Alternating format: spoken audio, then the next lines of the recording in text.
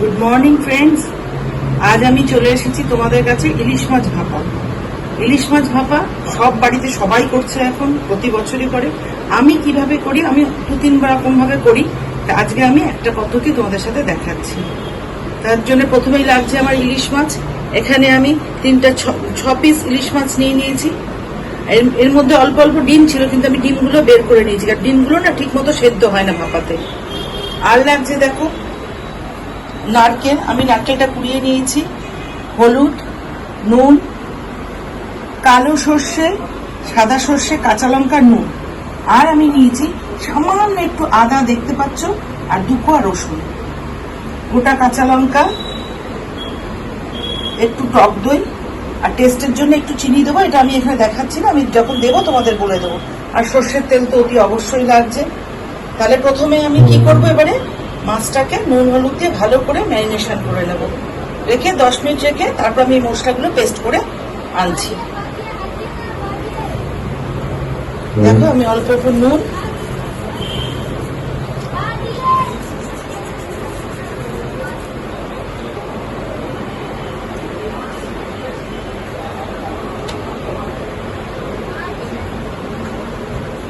এটাকে ভালো করে আমি মাছগুলোকে ম্যারিনেশন করে নেব। মাছগুলো 10 মিনিট মতো থাকতে থাকতে ওদিকে আমার মশলাটাও বাটা হয়ে যাবে।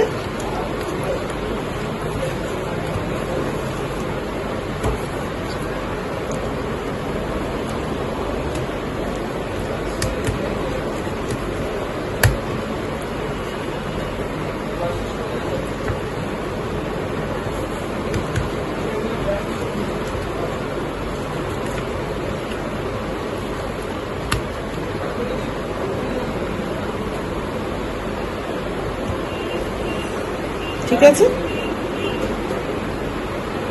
এবার দেখো আমি একটা টিফিন বক্স নিয়ে নিয়েছি। টিফিন বক্সের মধ্যে এবার আমি নিয়ে নেব নারকেল পেস্টটা। আমি একটু নারকেলটা বেশি দিচ্ছি।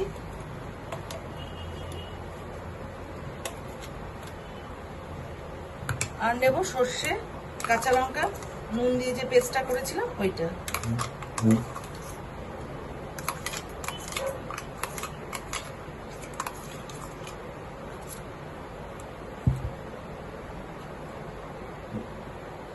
আর নেব, এই দিলাম টক দই।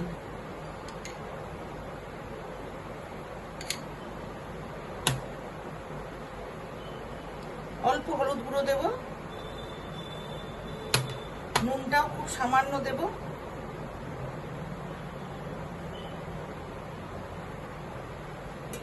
আর যেহেতু দই দিয়েছি তাই সামান্য একটু চিনি এখানে অ্যাড করলাম আমি। আর তেল তো সর্ষের তেল তো অতি অবশ্যই লাগবে।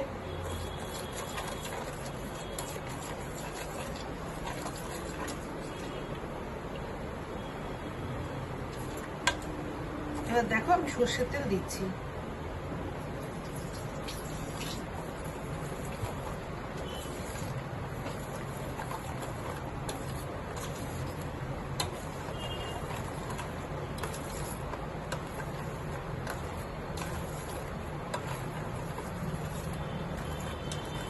আর দেবো সামান্য জল।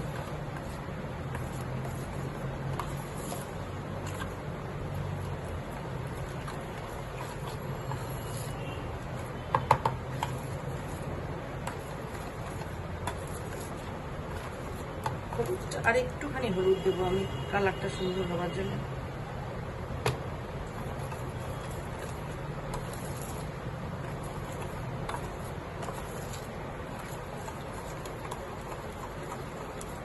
ভালো করে এরকম ভাবে মিক্স করে নিতে হবে। এবার এর মধ্যে আমি মাছগুলোকে অ্যাড করবো।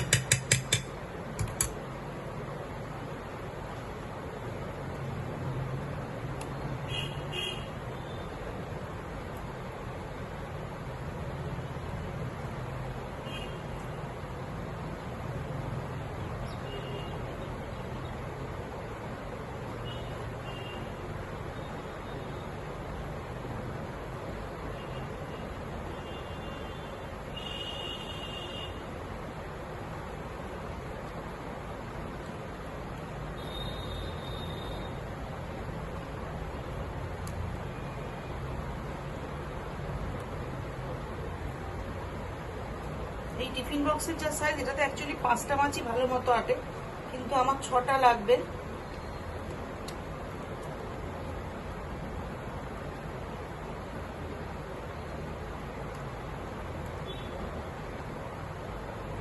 ঠিক আছে, এটাকে আমি তুলে নিই, আমি এটা আলাদা একটা টিফিন বক্সে করে নেব।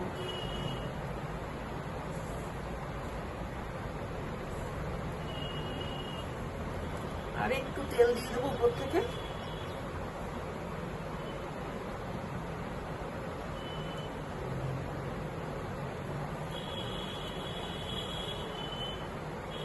এবার দেখো আমি গোটা লঙ্কা দিয়ে দিচ্ছি।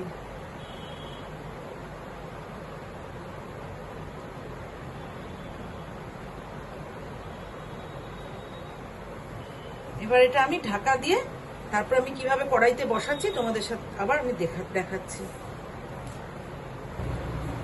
দেখো এবার আমি একটা কড়াই বসিয়ে দিয়েছি, কড়াইয়ের মধ্যে এবার একটা স্ট্যান্ড নিয়ে নিয়েছি। তোমাদের কাছে এরকম স্ট্যান্ড না থাকলে, যেটার মধ্যে টেবিলে আমরা খাবার রাখি সেরকম রাখলেও হবে। দিয়ে এবার আমি এখানে জল দিয়ে দেবো। আমি 2 গ্লাস মতো জল দিচ্ছি, যাতে স্ট্যান্ডটা ডোবে ঠিক মতো। আর একটু লাগবে, কিন্তু টিফিন বক্সটা ডুববে না। এবার আমি টিফিন বক্সটা এভাবে বসিয়ে দিচ্ছি। ঠিক আছে, এবার এটাকে আমি ঢাকা দিয়ে দেবো। 15-20 মিনিট মতো হোক।